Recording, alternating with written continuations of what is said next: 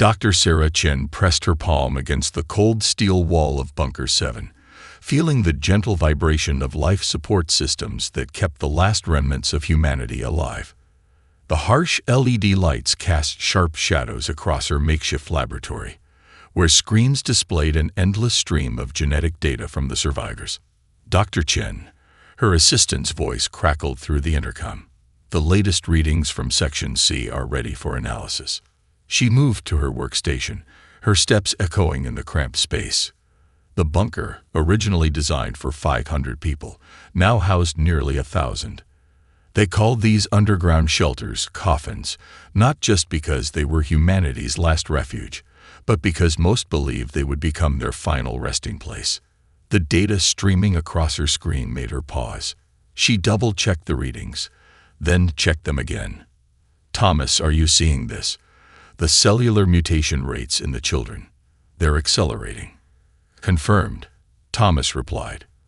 "But it's not like any radiation damage we've seen before. The changes appear structured." Sarah pulled up the comparison charts. Before the cosmic wave hit Earth 3 months ago, human DNA had remained relatively stable for thousands of years. Now she was watching it transform in real time. The changes weren't random degradation. They showed patterns, as if the very foundation of human biology was being rewritten by an unseen hand. Above ground, the world lay in ruins. The cosmic wave had swept through the solar system like a tide of invisible fire, leaving Earth's surface bathed in strange radiation that killed within hours. Only those who made it to the specially shielded bunkers survived. 10,000 souls, scattered across 27 underground facilities, all that remained of 7 billion. A soft chime drew her attention to another screen. The alien observation post on Mars was broadcasting again. Like vultures circling a corpse, they had been watching Earth since the disaster. Their transmissions, easily decoded, were clear. They considered humanity a dying species, another victim of the universe's harsh indifference. Sarah switched off the alien broadcast. She had work to do. In the adjacent chamber, separated by thick glass, 3 children played quietly with worn toys. They were the firstborn after the wave hit, and they were different. Little Maria had fallen yesterday, a nasty gash on her knee. Within hours, the wound had closed without a scar. Jack had started reading at 11 months old. And Anna sometimes seemed to know what people were thinking. "Dr. Chen," Thomas's voice returned, more urgent this time. "You need to see the protein synthesis rates in Maria's latest sample." Sarah pulled up the data and felt her breath catch. The girl's cells weren't just repairing themselves. They were improving. Each new cell was slightly more efficient, slightly more resilient than the last. It was evolution at an impossible speed. She reached for her tablet and began recording. Day 97 post-event. Human genetic structure appears to be responding to cosmic radiation in unprecedented ways. Instead of cellular degradation, we're seeing targeted adaptation. The children born after the event show accelerated healing, enhanced cognitive development, and possible emergence of capabilities we don't yet understand. This may be more than random mutation. The precision suggests some form of guided evolution. A small alarm sounded. Someone at her door. Sarah looked up to see Commander Richards, his face grave. "Doctor, we've lost contact with Bunker 3. Her heart sank. Bunker 3 housed over 800 people. Was it containment failure? No, Richards replied, running a hand through his graying hair. Before communications cut out, they reported every child in their facility was glowing. Sarah turned back to the observation chamber. Maria had stopped playing and was staring directly at her, eyes shining with an inner light that hadn't been there moments before. As Sarah watched, the other children began to glow too, their skin taking on a luminescence like starlight. "Tell everyone to remain calm," she told Richards, her voice steady despite her racing heart. "This isn't the end of humanity.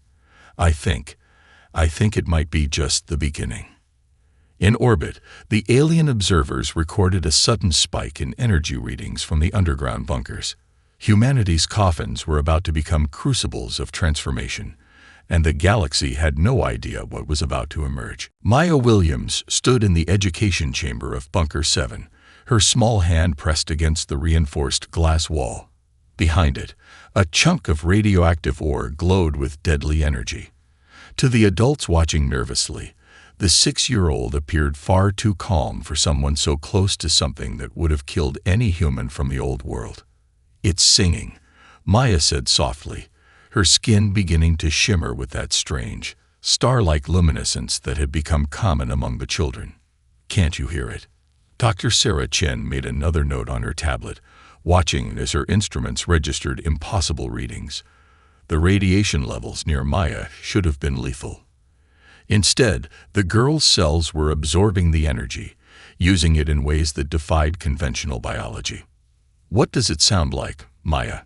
Sarah asked, keeping her voice gentle. After 15 years studying the changed children, she had learned to take their unusual perceptions seriously. "Like crystal bells, but deeper. It wants to help us grow." Maya turned, her eyes gleaming with tiny points of light, just like the ones in the walls. Thomas, now Sarah's chief assistant, checked the bunker's structural readings. "She's right. The radiation absorption patterns in the children match the energy signatures we've been detecting in the reinforced walls. They're not just surviving the radiation. They're processing it the same way our shielding does." In the adjacent observation room, other children displayed equally remarkable abilities. 10-year-old James Chen, Sarah's grandson, sat in deep concentration as he solved quantum equations that would have challenged the best physicists of the old world. Near him, twins Aria and Alex Martinez practiced their peculiar form of communication, sharing thoughts and memories without speaking a word. A gentle chime indicated an incoming transmission from Bunker 4. Dr. Yuki Tanaka's face appeared on the main screen, her expression excited. "Sarah, are you seeing this? The genetic alterations we documented in the first generation have stabilized in the second. Whatever triggered these changes, it's now a permanent part of human DNA." Sarah nodded, pulling up her latest analysis. The original cosmic wave wasn't just random radiation. There was information encoded in it, a template for human evolution. Our children aren't mutations. They're fulfilling a design. Above them, the alien observation posts had fallen into confused silence. Their instruments, designed to monitor a dying species, instead recorded energy patterns that shouldn't have been possible from simple organic life. Some of their best xenobiologists had begun to suspect that humanity's transformation was no accident, but none could guess its true purpose. "Dr. Chen," a young voice called out. Sarah turned to see Lisa, one of the 12-year-olds, standing by the classroom's quantum interface terminal. The holographic display around her swirled with complex patterns. "I think I understand why we changed." The girl's body glowed brighter as she explained, her words carrying wisdom far beyond her years. "The wave that hit Earth, it wasn't an accident. It was a key, and humanity was the lock. We're becoming what we were always meant to be." As if in response to her words, every child in the bunker began to shine with inner light. The walls themselves seemed to pulse in harmony with them, the radiation-absorbing materials resonating with the children's enhanced biology. Sarah felt tears in her eyes as she watched. Humanity hadn't been cursed by the cosmic wave. They had been chosen. The underground bunkers weren't coffins after all, but chrysalises, nurturing the next step in human evolution. "Send word to all bunkers," she instructed Thomas. "Tell them to begin preparation for surface trials. It's time to see what our children can really do." In her private quarters that evening, Sarah added to her ongoing record, Day 5475 post-event. "The transformation continues to exceed our wildest expectations. These children aren't just surviving. They're thriving in conditions that would have been lethal to their parents. They understand concepts that took our greatest minds centuries to grasp.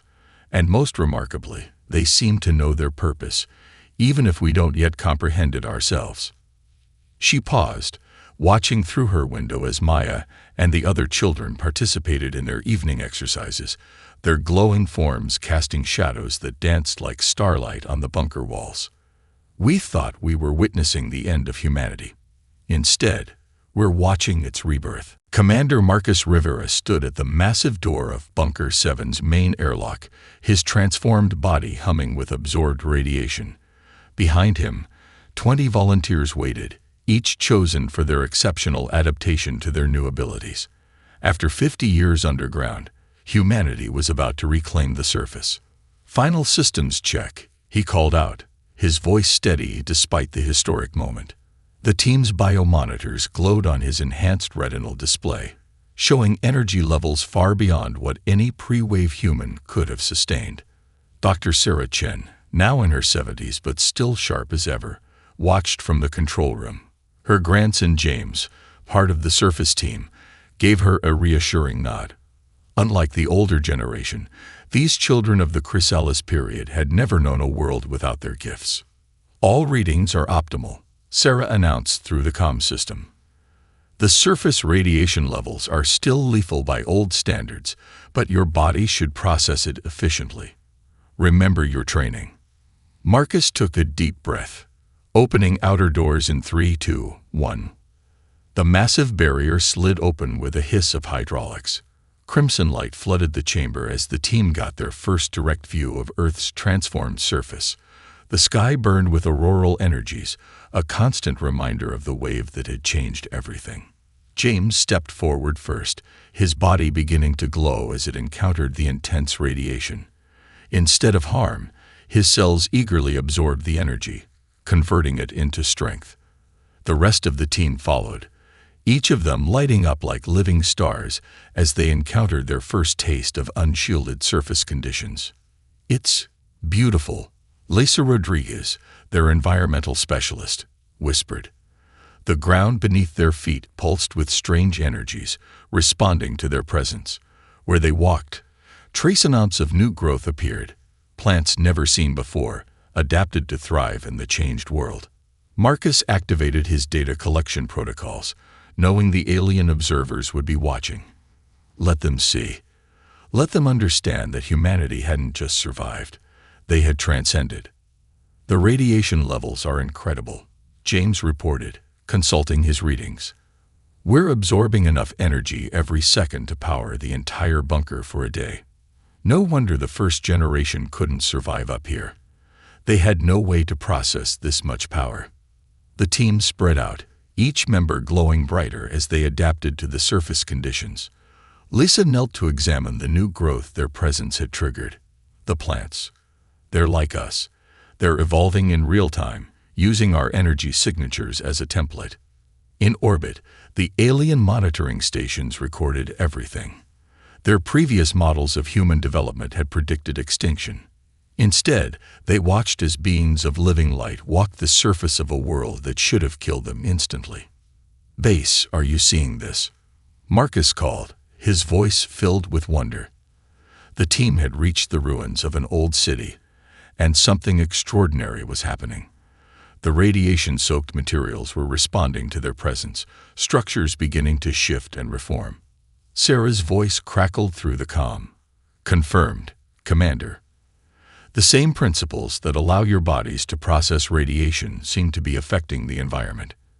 You're not just surviving the surface conditions, you're changing them." James placed his hand against a partially collapsed wall. The material rippled under his touch, restructuring itself at the molecular level. "It's like the whole world was waiting for us to evolve enough to return. We're not just adapting to it, we're helping it adapt too." Marcus looked at his team, each member glowing with absorbed energy, each one proving that humanity's transformation was more complete than anyone had imagined. "Dr. Chen, I think it's time. Send the signal to the other bunkers. Tell them to begin their surface team's preparation. Earth is ready for her children to come home." As the sun set on humanity's first day back on the surface, the team's collective glow rivaled the aurora above. They had gone into the bunkers as refugees, spent 50 years becoming something new, and emerged as beings capable of reshaping reality itself. In her control room, Sarah Chen smiled as she recorded her final observation of the day. We didn't just break the seal today. We broke free of our old limitations. Humanity isn't taking back the Earth. We're joining with it to create something entirely new. New Eden rose from the transformed Earth like a living dream. Sarah Chen's daughter, Dr. Amara Chen, stood at the base of the growing structure, her enhanced senses detecting the pulse of energy flowing through its biomechanical framework. The city wasn't being built, it was being born. Neural pathways are integrating perfectly, Amara reported, her hands dancing over a holographic interface that sparkled with data. Around her, the first living city humanity had ever created reached skyward, its crystalline structures growing at an impossible rate. Teams of the vault humans worked in harmony with the rising towers, their bodies glowing with the same energy that powered the city's growth. Each worker's unique frequency resonated with specific sections of the structure, guiding its development like conductors leading an orchestra. Section 7 is ready for consciousness integration, called out Marcus Rivera Jr., son of the commander who had led the first surface team. He stood atop a partially formed spire, his body radiating patterns that the building materials responded to like eager students. Amara nodded, closing her eyes to connect with the city's developing neural network. The sensation still amazed her, feeling an entire metropolis think and respond like a living organism. Initiating primary consciousness sync in 3, 2, 1. The entire structure pulsed with light. New Eden shuddered, not in distress, but in awakening. The city was becoming aware, its vast network of biomechanical systems linking together into something greater than the sum of its parts. "My God," whispered Dr. Thomas Rivera, the aging chief assistant who had witnessed humanity's transformation from the beginning. "It's actually thinking." Amara opened her eyes, now glowing with the same frequency as the city around her. More than thinking, it's remembering. The materials we're using, they hold memories of Earth before the wave. The city is integrating that knowledge with our new capabilities. Above them, the highest spire reached 2 kilometers into the aurora-lit sky, its surface shifting and flowing like liquid crystal. Unlike the static buildings of the old world, New Eden could adapt to its inhabitants' needs in real time. Walls became transparent or opaque as needed, rooms expanded or contracted, and healing systems repaired damage automatically. Environmental systems online, reported Lisa Rodriguez's daughter, Elena, from her position in the city's environmental control nexus. The city is already beginning to regulate its own atmosphere. We're seeing accelerated purification of radiation particles and conversion into usable energy. In orbit, the alien observation posts struggled to classify what they were witnessing. Their languages had no words for a city that lived and thought, that grew like a crystal, but adapted like an organism. Some of their scientists began to wonder if they had underestimated not just humanity's resilience, but their potential to reshape reality itself. "Amara," Marcus called out urgently, "you need to see this. The city's neural network, it's not just processing information, it's innovating, creating new solutions to problems we haven't even encountered yet." She made her way to his position, her feet barely touching the ground as she allowed the city's energy grid to partially levitate her. The holographic displays showed complex calculations and designs evolving in real time. New Eden wasn't just a place to live. It was becoming a partner in humanity's continued evolution. "Send word to the other construction sites," Amara instructed. "The integration protocols we've developed here can be replicated. Every new city can be awakened the same way." As the sun set, New Eden gleamed like a beacon of hope in the transformed world. Its spires pulsed with gentle light, each rhythm matching the heartbeats of its inhabitants. The city sang with 1,000 frequencies, a symphony of human achievement and biological innovation. In her private quarters, now suspended a kilometer above the ground in a living tower that responded to her thoughts, Amara recorded her observations. Day 45 of New Eden's growth. We've created more than a city. We've given birth to a new form of existence, a place where the line between biology and technology, between consciousness and construction has been completely rewritten. Humanity isn't just building its future, we're growing it, one living city at a time. Below her, New Eden continued to grow, its newest spires reaching ever higher into the star-filled sky, a testament to how far humanity had come from their underground coffins, and a promise of even greater wonders to come. Captain Lisa Rodriguez stood in Genesis's neural chamber, her consciousness merging with the living starship's vast network. Through their shared connection, she felt every system, every pulsing energy conduit, every quantum field generator as if they were extensions of her own body. Neural synchronization at optimal levels, reported Commander James Chen, his hands moving across bioorganic control interfaces that responded to both touch and thought.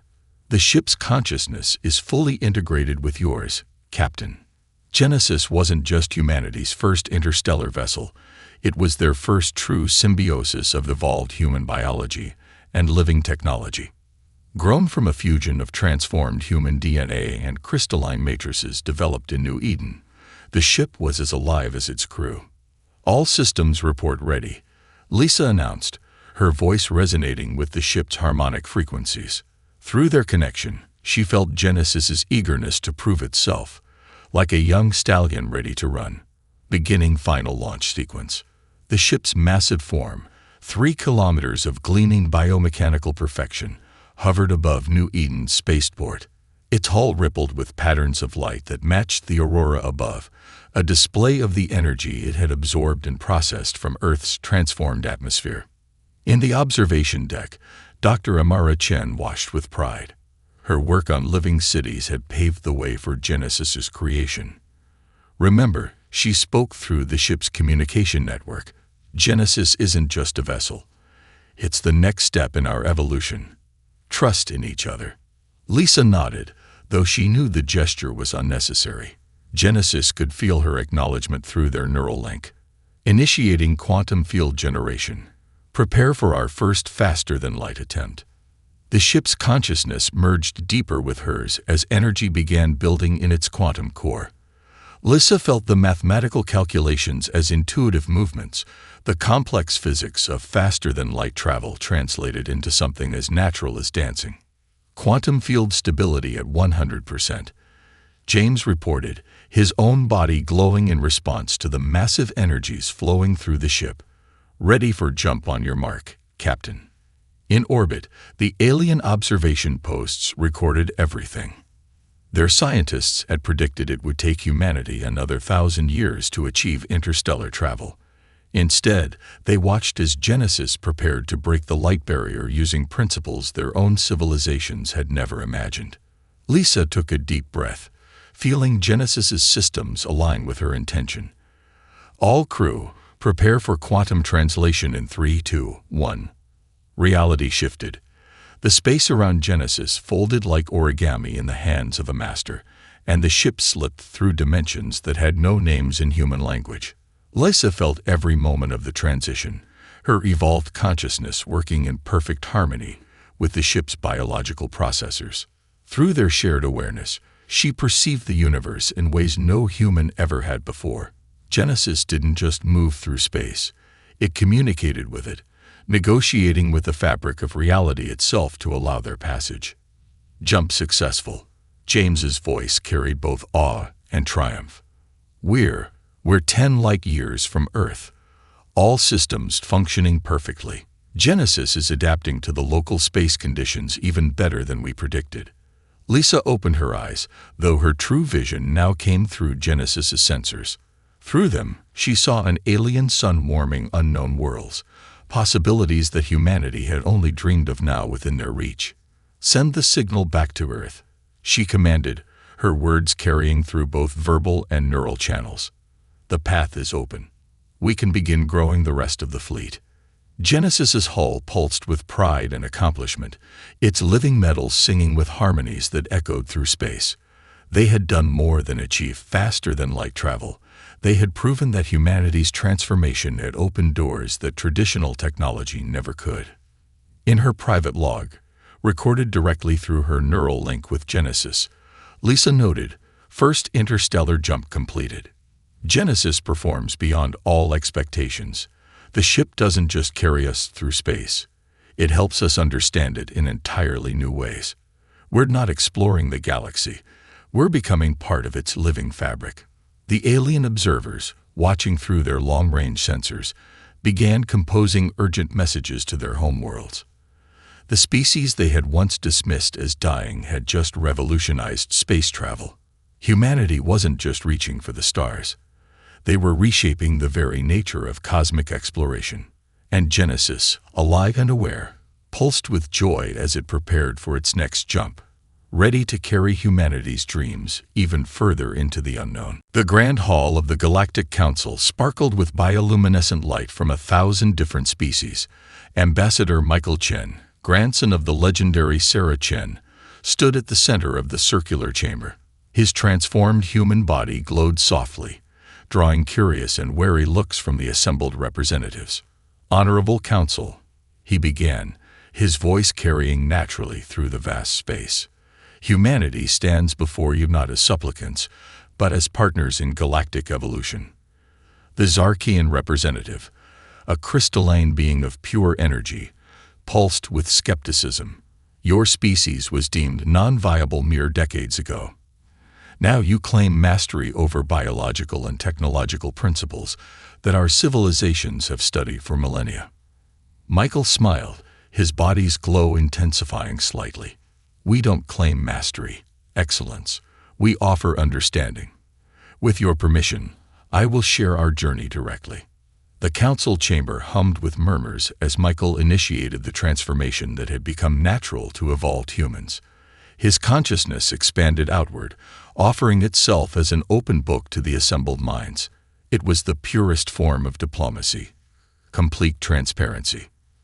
First Contact Specialist Lyra Patel, standing at the chamber's edge, monitored the reactions. She watched as the alien representatives experienced humanity's journey through Michael's shared consciousness. The devastating wave, the underground years, the transformation, and finally, their emergence as something new. "Impossible," breathed the Mechanoid Collective's spokesperson, their quantum processors struggling to compute the implications. "Your species has achieved true biomechanical synthesis. The living cities, the conscious starships, they're all extensions of your evolved biology." Michael's consciousness gently withdrew, allowing the council members to process what they'd witnessed. "We offer this knowledge freely. Our transformation wasn't meant for humans alone. The wave that changed us, we believe it was meant to create bridges between all forms of life."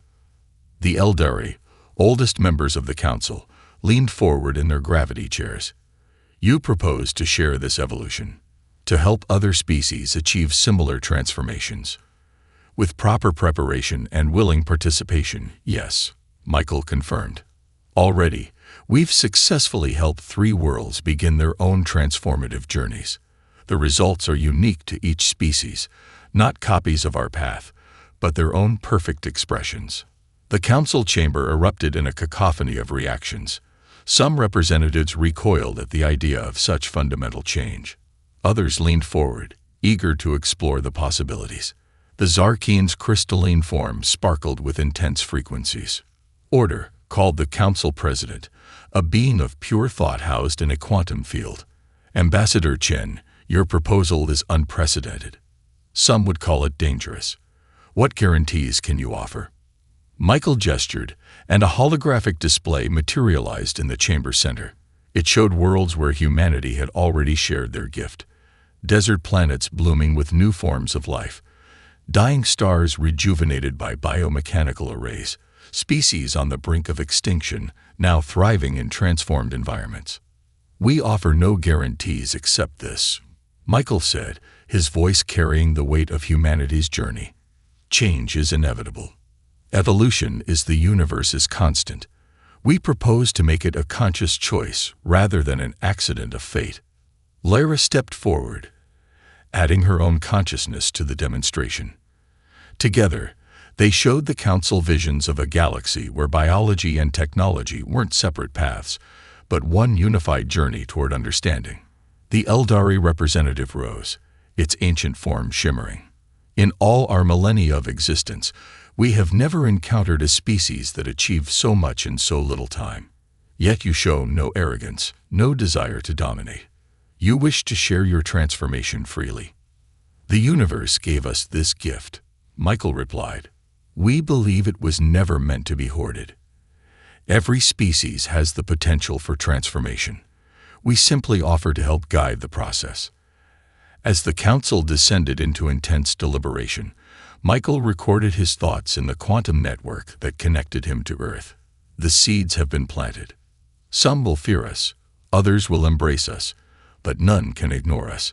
Humanity's transformation is becoming a catalyst for galactic evolution. The chamber's lights pulsed with the energy of 1,000 species contemplating a future they had never imagined possible.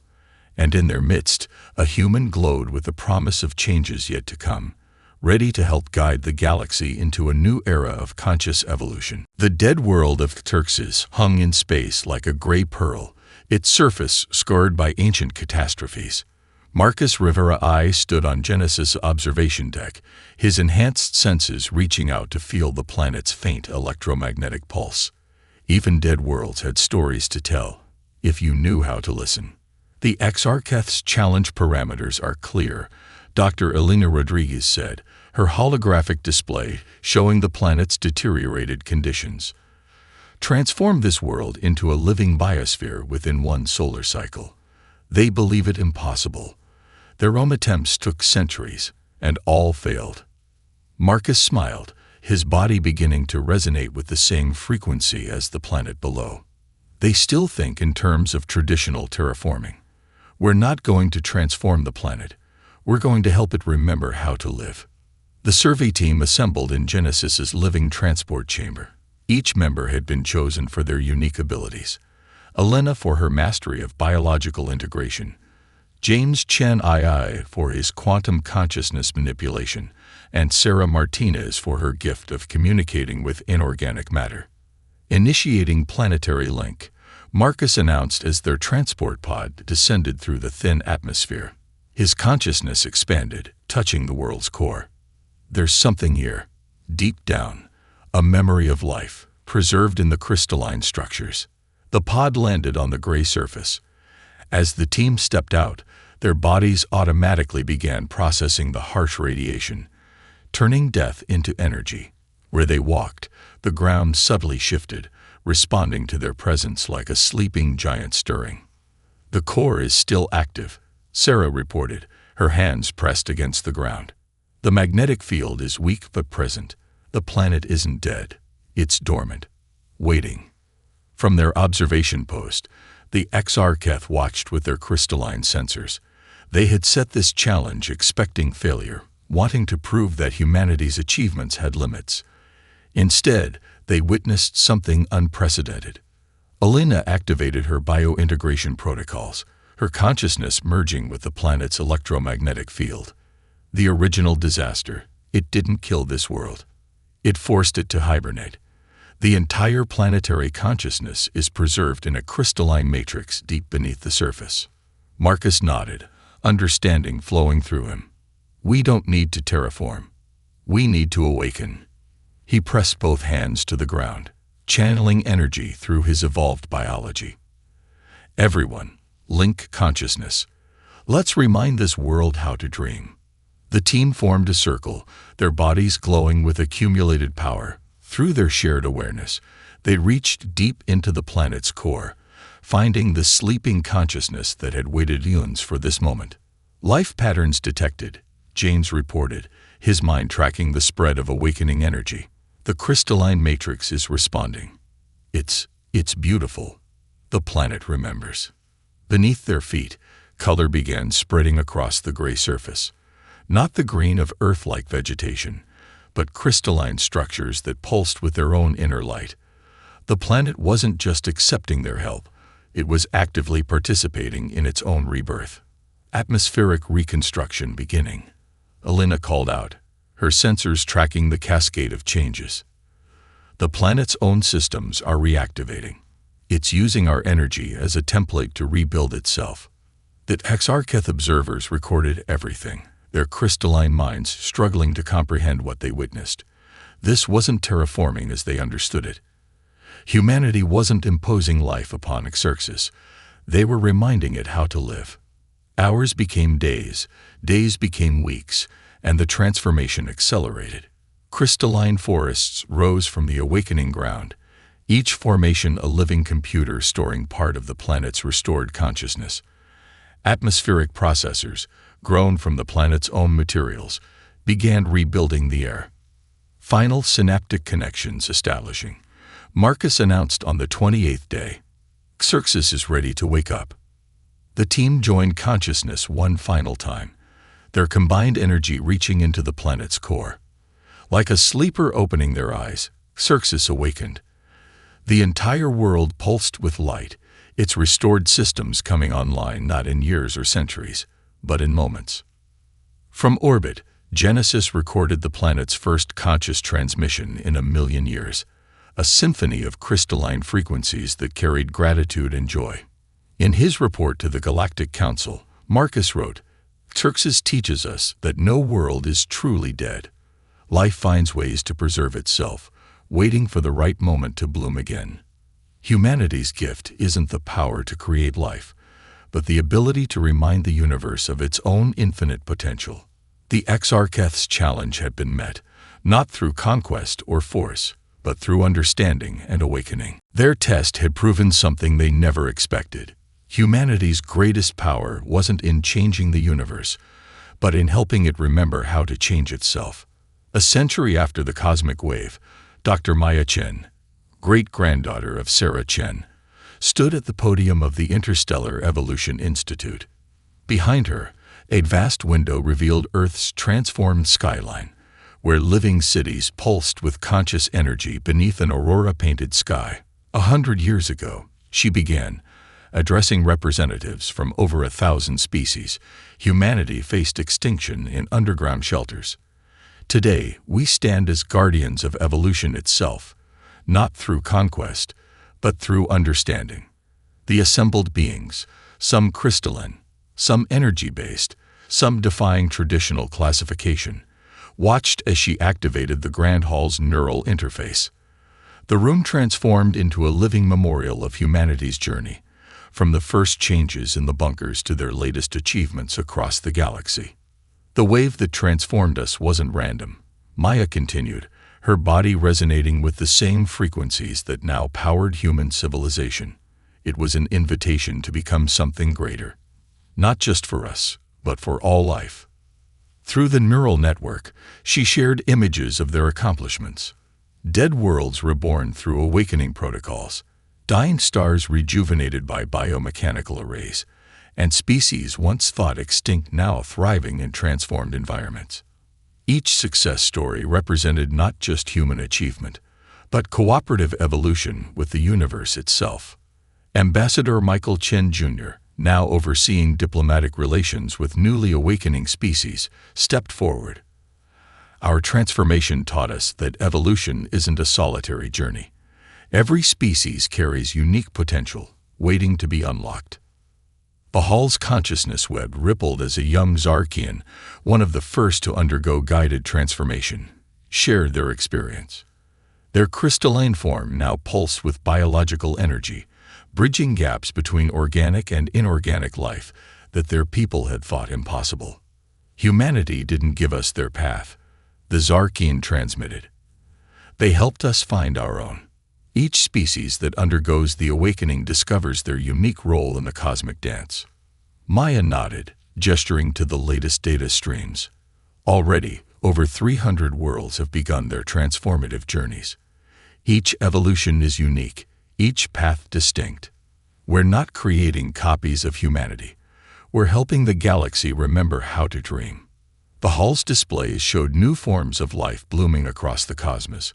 Crystal forests that thought and sang, energy beings learning to dance with matter, hybrid species that defy traditional classification.